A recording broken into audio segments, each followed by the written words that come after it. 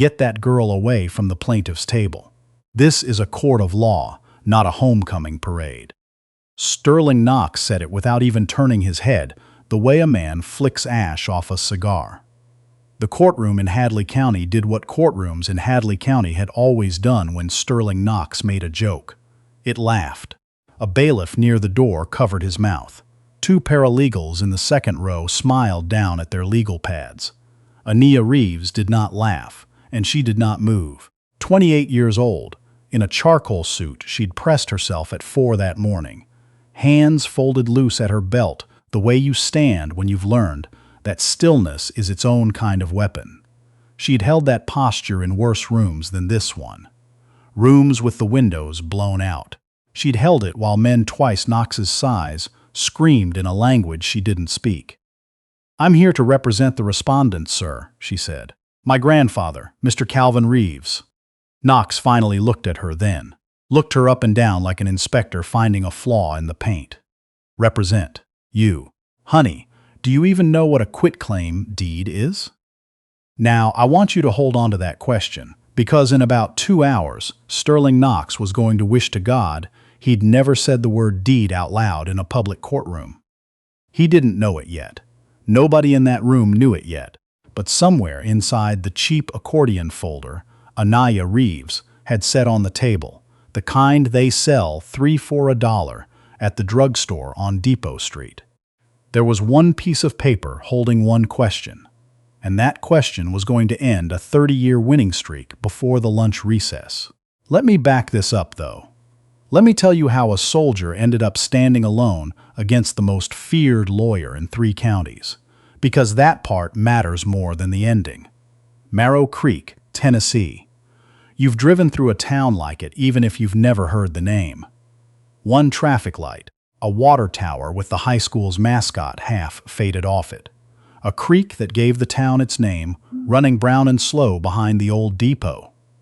And on the corner of Depot and 3rd, sitting on a wedge of land that had been in one family since before anybody alive could remember, there was a garage. Cinderblock walls painted the color of a robin's egg, gone chalky in the sun. 2 bay doors. A hand-lettered sign above them that read Reeves & Son, Auto, Forum and Domestic, and under that, smaller, East T, 1971. Calvin Reeves built that shop with a back pension, and a settlement and a stubbornness that bordered on a medical condition. He came home from Vietnam in 1970 with a shrapnel scar that ran from his collarbone to his hip and a hearing aid he'd wear for the rest of his life. And he came home to a town that wasn't sure it wanted him back. The bank wouldn't loan to him. A white man named Dell, who owned the filling station, let him work the back lot fixing transmissions, paid him under the table, and when Dell died, his widow sold Calvin the corner lot cheap, because, in her words, he was the only honest man she'd met in 40 years. Calvin made the payments on time every single month. 3 jobs some years. He never missed one. He married a schoolteacher named Pearl. They raised a daughter named Yvette in the little clapboard house behind the shop, and when Yvette grew up and had a daughter of her own and then died, fast, a brain aneurysm, gone before the ambulance cleared the county line, Calvin and Pearl raised that granddaughter too. Ania was 9.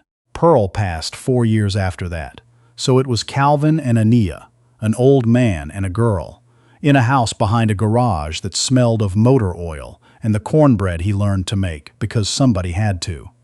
He taught her engines before he taught her to drive. Taught her that you don't guess at a problem, you diagnose it. You find the one thing that's actually wrong, and you stop everything else until you understand it. Don't chase noise, he'd say. Head under a hood. Noise is what they want you to chase. Find the break. She didn't know it then, but the old man was teaching her how to win a case 15 years before she'd need to. Ania enlisted at 18. She wanted out, the way every kid in a one-light town wants out, and the Army wanted a girl who was that calm and that precise. She trained as a combat medic, then went further than most. A Special Forces medical sergeant, the kind they drop into bad places with a kit and an expectation that she will keep the dying alive long enough to matter. 2 deployments. Then a posting to a criminal investigations unit overseas, where she learned that a lie always leaves a timestamp, that paper remembers what people forget, that the truth is almost never hidden.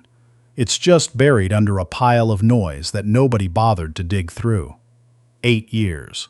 An IED took the hearing in her left ear and most of the strength in her right shoulder. And the Army gave her a discharge and a folded flag's worth of paperwork.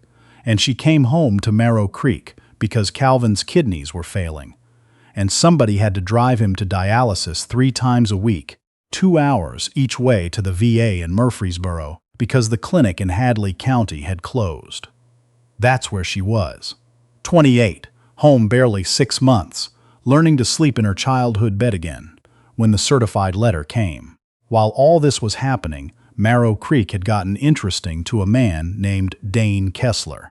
Kessler ran Meridian Ridge Partners out of a glass building in Nashville, and Meridian Ridge had discovered that the brown, slow creek behind the old depot was, with the right zoning and the right marketing brochure, a riverfront. Kessler had plans: boutique hotel, a boardwalk, townhomes with names like The Landing and the Mill District.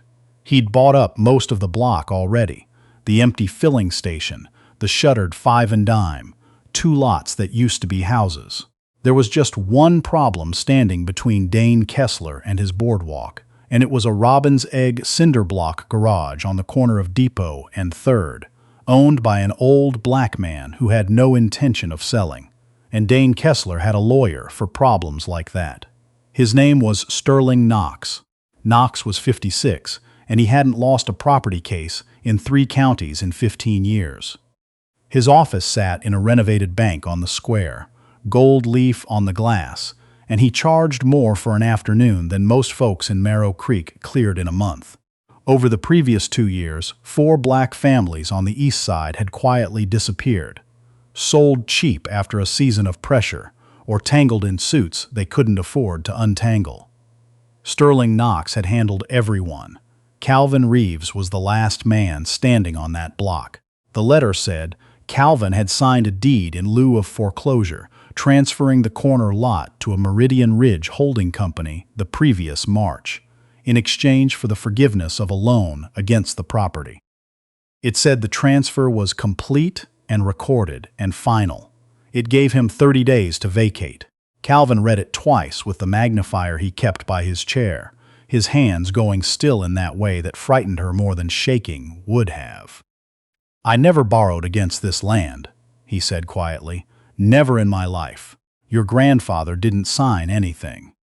He always said that, your grandfather, talking about his own younger self like the man was somebody else. I would have remembered putting my name on a thing like this. Anya took the letter from his hands, and right there, standing in the front room of the house her family had lived in for half a century, she felt something old click into place in her chest. The same thing that used to click when a patient's numbers didn't add up, when the noise didn't match the break. If you think this is a story about an old man losing the only thing he ever owned, stay right where you are. Because what his granddaughter did over the next 23 days is the reason I'm telling you any of this at all.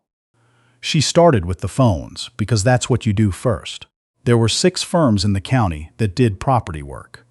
The first one she called recognized the address before she finished the sentence. "Ma'am, I'm sorry. I have a conflict on that matter."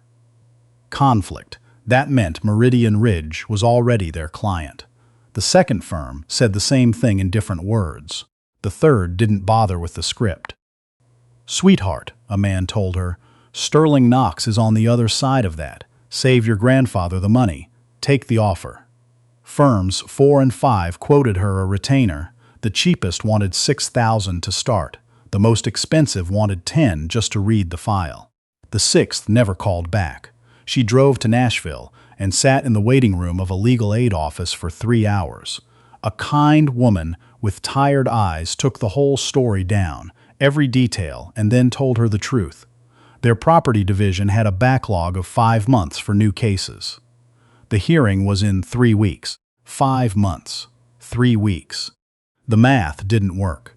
The math was never built to work for people like Calvin Reeves, and Ania had spent 8 years in a uniform learning exactly who the math gets built for. Meanwhile, Kessler's people were already acting like the land was theirs. 2 days after the letter, a white pickup pulled onto the gravel, and 2 men in polos got out with a surveyor's tripod and started shooting the property line, walking the fence, photographing the bay doors. Ania came out, wiping her hands on a shop rag. "Help you." One of them didn't look up from his clipboard. "Survey for the new owner." "There's no new owner." "Take it up with the county, ma'am." He said ma'am the way you'd say it to a child who'd wandered onto a job site. They spent 40 minutes on Calvin's land. They left the gate open when they drove off. That night, Calvin's blood pressure climbed so high that Ania drove him to the Murfreesboro VA at midnight with her hazards on, doing 85 on a 2-lane, and they kept him for observations until morning. She sat in a plastic chair under fluorescent lights that buzzed at a frequency only her good ear could hear, watching an IV drip into the arm of the man who'd taught her that you don't chase noise. And she thought about a developer in a glass building in Nashville sleeping just fine. A neighbor came by the hospital the next afternoon. Earl Tibbetts, 73, who'd run the barber shop 2 doors down from the garage until his hands got bad. He brought a thermos of greens and the look of a man who'd watched this exact movie before. "They did the same to my brother-in-law over on Kane Street," Earl said, lowering himself into the chair beside her, knees cracking. Papers he never signed. By the time he scraped up a lawyer, the bulldozers had a permit. He looked at her a long moment. "Calvin's the last one, you know that? They get that corner. The whole east side is Meridian Ridge. There won't be a black-owned anything left on this side of the creek." Ania didn't answer. She was turning the certified letter over in her hands, the way Calvin turned a part over, before he decided what was wrong with it. That night, she sat in the hospital parking garage with the engine off and the windows up, and for the first time since the letter came, she let herself cry. Not loud. Just water running down her face in the dark. Because she was 28, and her grandfather was upstairs with a needle in his arm, and a man with gold leaf on his office window was about to take the one thing in the world Calvin Reeves had ever called his. And because not one person in the whole county was going to lift a finger to stop it. And then, and I swear this is true to how it actually went, she stopped crying, because somewhere in the noise, her brain had snagged on the brake. She pulled the photocopy of the deed out of the folder on the passenger seat and turned on the dome light. The signature, Calvin J. Reeves. Smooth, confident, a long looping tail on the C, the kind of signature a man makes when he's been making it the same way his whole life. And Ania knew, the way you know your own father's voice, that her grandfather could not have made that signature on the date printed under it. March 4th of last year. Because on March 4th of last year, Calvin Reeves had been in a hospital bed at the Murfreesboro VA, 211 miles from the Hadley County Courthouse, where the deed claimed he'd appeared in person before a notary. She'd driven him there herself. She remembered because it was the first time his potassium had spiked dangerously, the first time a doctor had used the word transplant list out loud, and she had not slept that night either. She sat in that parking garage with the dome light on and felt the whole thing tilt the way a stuck bolt finally gives. "They forged it," she said out loud, to nobody. "They forged the whole thing. Here's what I need you to understand." A lot of people would have stopped right there, would have taken that single fact to one of those 6 lawyers and begged them to reconsider. Ania didn't have $6,000, and she didn't have a lawyer. What she had was 8 years of being handed a problem and a deadline and no help, and a grandfather who taught her that when nobody's coming, you become the person you were waiting for. The next morning, she sat Calvin down on the porch of the little clapboard house and told him what she'd found and what she wanted to do.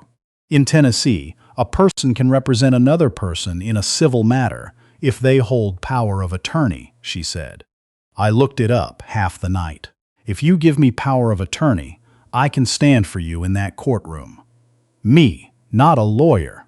Me. Calvin sat in his chair with the oxygen line hissing soft at his nose and looked at his granddaughter for a long time. The porch boards ticked as they warmed in the sun. You're asking me to send you into a room with Sterling Knox, he said. Yes, sir. Man hasn't lost in 15 years. Yes, sir, I know. He reached for the pen on the side table. His hand shook. The kidneys, the years, but his eyes were steady as a level. He signed the power of attorney in a slow, careful hand, and then he looked up at her. I built this place with hands that came home from a war. Nobody thanked me for, he said. Don't you let them take it with a pen. The next 23 days, Anya Reeves ran the way she'd run a mission. She built a wall in the front room, butcher paper, index cards, colored string, dates down the left side, names down the right, the connections drawn in red marker. She didn't think of it as a legal case. She thought of it as an after-action review of a crime that hadn't been investigated yet, and she was the only investigator on it. She pulled the deed's date. March 4th. Then she went to the VA and sat with a records clerk named Sandra, who after 20 minutes of stonewalling looked at the picture of Calvin on a Nia's phone, the one of him asleep in a recliner with a kitten on his chest, and said quietly, "Let me see what I can find." Sandra found the admission log. Calvin J. Reeves admitted to the Murfreesboro VA inpatient ward at 6:51 a.m. on March 4th. Discharged 5:20 p.m. the next day. 211 miles, Sandra confirmed, from the address on the deed. Then Anya went after the notary. The deed was notarized by a man named Reid Tolliver, commission stamped right there on the page. She pulled the Tennessee Secretary of State's notary database. Public record. Anybody can search it. Almost nobody does. And there it was, the break under the noise. Reid Tolliver's notary commission had been revoked the previous January, 2 months before the date on the deed. He'd lost it for, of all things, notarizing documents for a signer who wasn't present. He had no authority to notarize anything on March 4th. The seal on her grandfather's deed was as fake as the signature above it. She kept digging, because investigators don't stop at the first body. She found that Reid Tolliver had notarized 2 of the 4 other East Side deeds Sterling Knox had filed. Same revoked seal. Same fiction. She started to understand she wasn't looking at one forged document. She was looking at a pattern, a business model. She also did the thing nobody expected an old soldier to do. She prepared to speak. She wrote her statement out longhand and read it aloud in the bathroom mirror until she stopped hearing her own heartbeat in her ears. Calvin sat in the hallway in his wheelchair and played Sterling Knox. Objection, Your Honor. This woman has no business in this room. We hold power of attorney, Your Honor. Standing is established under Tennessee Code. Louder, Calvin said. He's going to talk over you. He's good at it. Don't out-talk him. And then the old man said the thing that became the whole case. Don't go in there to argue, baby. You can't win an argument with a man who's been arguing 30 years. Go in there to ask. Find the one question he can't answer, and let the room sit in his silence. Anya wrote that down. One question. Let the silence do it. She underlined it twice. The night before the hearing, she found the question. She didn't tell Calvin what it was. She just sat at the kitchen table where she'd done her homework as a kid. The butcher paper wall glowing under the one working bulb, and she wrote a single line at the bottom of her last index card, in small, careful letters, and she put the card in the accordion folder where she'd see it last. The morning of the hearing, the creak was loud and the fog hadn't burned off the depot yet. Calvin put on the only suit he owned, a brown one from a funeral years back, and he wouldn't be talked out of coming. Anya wheeled him up the courthouse ramp herself. At the top, he caught her wrist with his shaking hand. 38 years I had that shop, he said. Every kid on the east side learned to change a tire in that lot. You stand up straight in there.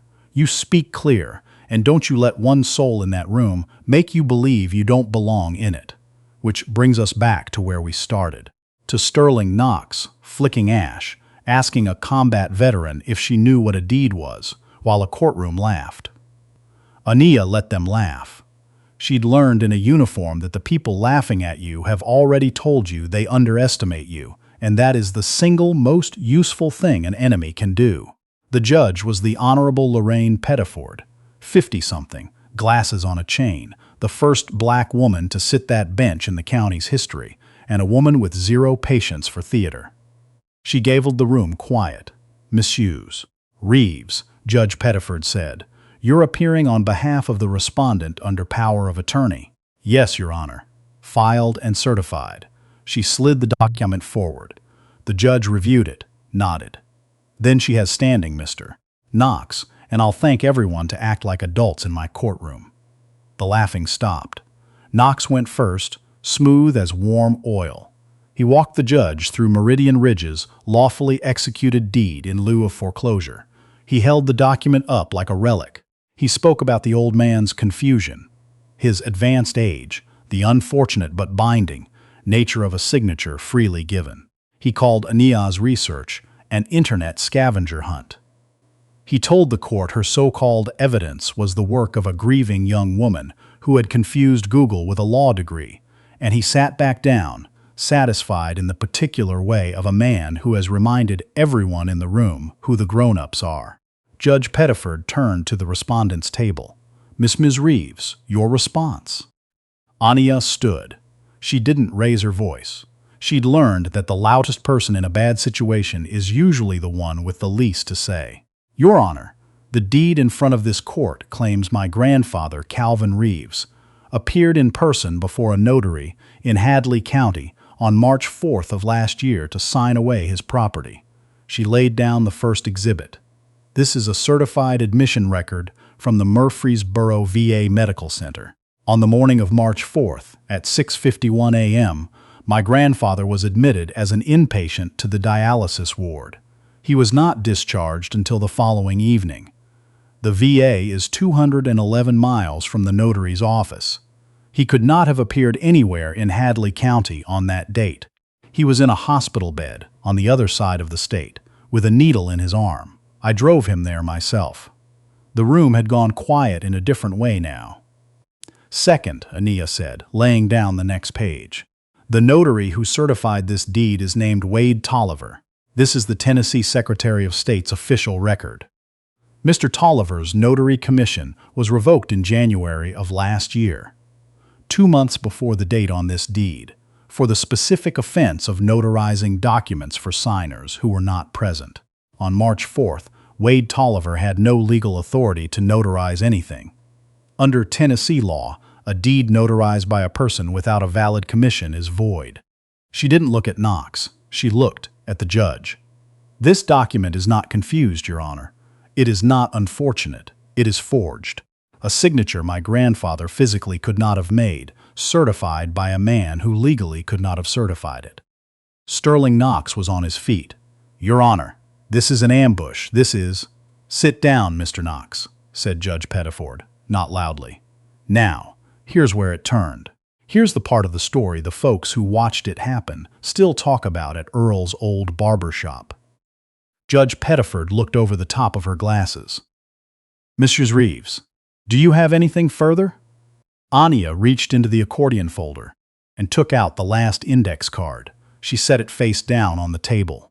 Then she stepped out from behind it, not toward Knox. She didn't need to be near him, and stood in the open in her pressed charcoal suit, with her hands loose at her belt, the way she'd stood in that doorway 23 days ago, the way she'd stood in worse rooms than this one. "Just one question, Your Honor. For Mr. Knox." The judge nodded. "Ask it." Ania turned and looked at Sterling Knox, and Sterling Knox looked back at her with an expression that said, "Go ahead, little girl, ask your question." "Mr. Knox," she said, "if this deed is authentic, if it is valid and binding, and exactly what you've told this court it is, then can you explain to the court why, at 6:48 this morning, 90 minutes before this hearing started, your office filed a corrected version of it with the county clerk, changing the notarization date from March 4th to March 11th. Silence. Not quiet. Silence. The kind with weight to it. The kind you can hear the building settle inside of. I want you to picture his face for a second because I'd give a lot to have seen it. Because there it was. Sterling Knox had figured it out too, sometime in the last day or two. Somebody on his side had pulled the same VA record, had realized that March 4th put Calvin Reeves in a hospital bed 200 miles away.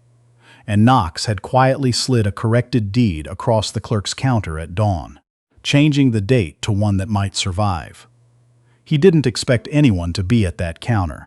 He didn't expect a 28-year-old with no law degree and a drugstore folder to have pulled the clerk's electronic filing log that very morning, the way an investigator pulls a security feed looking for the timestamp the liar always forgets. He didn't expect her. "Mr. Knox," said Judge Pettiford into the silence, "answer the question." Knox opened his mouth. That was a clerical correction. An administrative, a clerical correction, Anaya said. To a date you just told this court was authentic and complete as originally filed. She laid the last exhibit on the table, face up now. "This is the county clerk's own electronic filing log, Your Honor. It shows a corrected deed submitted by Mr. Knox's office at 6:48 this morning. If the original date was genuine, it would not need correcting on the morning of the hearing. He changed it because he knew March 4th would not survive the moment somebody pulled my grandfather's hospital record." She paused, one beat, the way Calvin paused before he told you what was wrong with your engine. He just didn't think anybody would pull it. Sterling Knox stood there with 30 years of courtroom behind him and could not produce a single word. His associate had stopped writing. Somewhere in the gallery a man exhaled like he'd been holding it the whole time. Judge Pettiford removed her glasses. "I've heard enough." She folded her hands. "This court finds the deed presented by Meridian Ridge Partners to be invalid on its face and procured by fraud.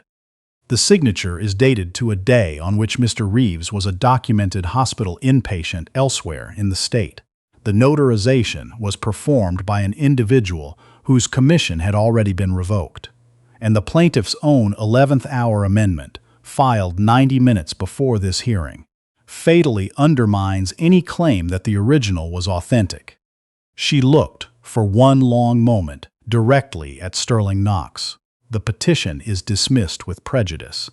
Mr. Calvin Reeves retains full and undisputed title to his property." The gavel came down once, sharp, and it landed somewhere deep in the chest of everybody in that room. "Furthermore," the judge said, and her voice had iron in it now, "I am referring this matter to the district attorney for criminal investigation into forgery, fabrication of evidence, and conspiracy to commit real estate fraud, and to the Board of Professional Responsibility for the conduct of counsel. Mr. Knox, you and your client should retain attorneys of your own." For one full second, nobody moved.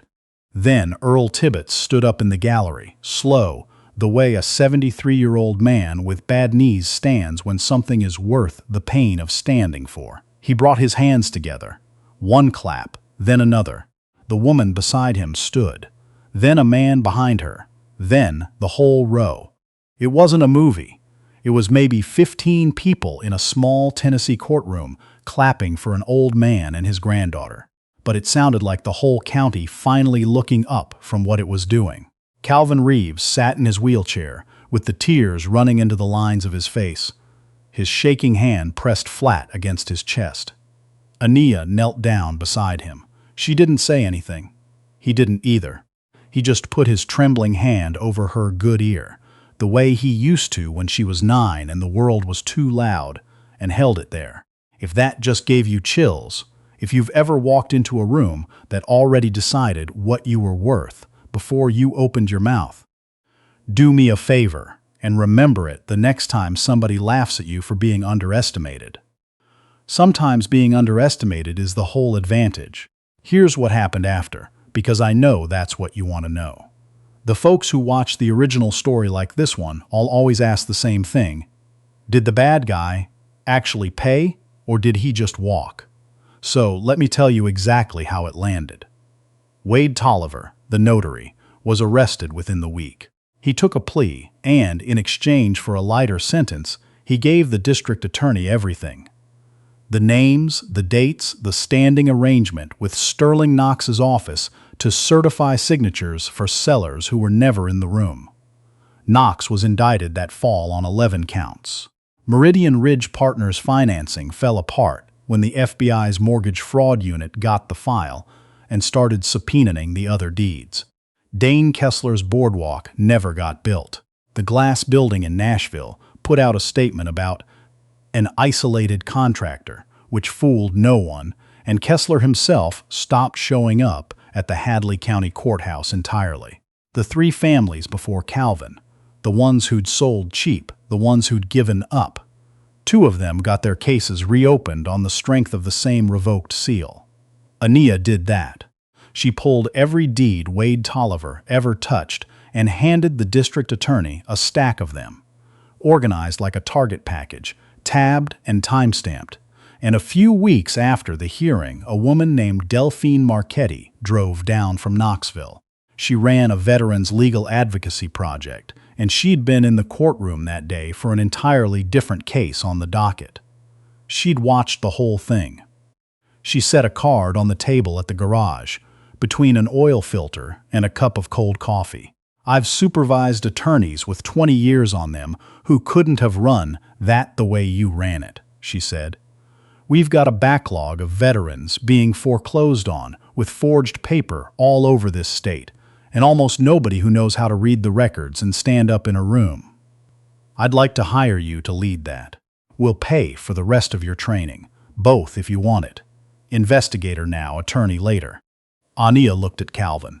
Calvin, in his recliner, with the kitten asleep on his chest, smiled the kind of slow smile that costs an old man his whole composure. Go on, he said. Answer the lady. She took the job. She kept the garage open too. Hired a couple of the kids from the east side to run the bays, the way Calvin once hired her. She's in law school nights now, up in Knoxville 2 days a week, and she keeps a brown index card in her wallet that says one question. Let the silence do it. Calvin Reeves got his transplant the following spring. He's slower than he was, but he still sits on the porch behind the shop every morning with his coffee in his shaking hand, watching the creek that a developer once tried to rename a riverfront. The sign over the bays got a fresh coat last summer. Same robin's egg blue. Reeves and Son, even though there was never a son. Calvin always said the son was whoever came next and stayed. Ania painted the date back on herself. EST, 1971. Earl Tibbetts reopened the barber shop 2 doors down. Says business is good. Says for the first time in 40 years, he believes somebody on the east side of the creek is watching out for them. Calvin doesn't talk much about the day in the courtroom, but once, on the porch, his granddaughter asked him if he'd been scared, sending her in there alone against a man who'd never lost. The old man thought about it a long while. Then he said, "Wasn't sending you in alone, baby. I taught you to find the brake. You just found a bigger engine. So let me leave you with the same thing I keep turning over myself." A woman walked into a room with no degree, no firm, no money, a borrowed suit and a drugstore folder, and a man with 30 years and gold on his window laughed at her before she said a word. And she made him forget how to speak with a single question he never saw coming. If you'd been standing in your grandfather's corner, 28, ears still ringing from a war, the only home you ever knew on the line, the whole room laughing at you, I want to know, honestly, whether you'd have had the nerve to ask that one quiet question. Tell me down below. And if you think you caught everything in this one, go back and watch the part in the parking garage again. There's a detail in that scene that tells you she was going to win before she ever found the hospital record. I promise it's there.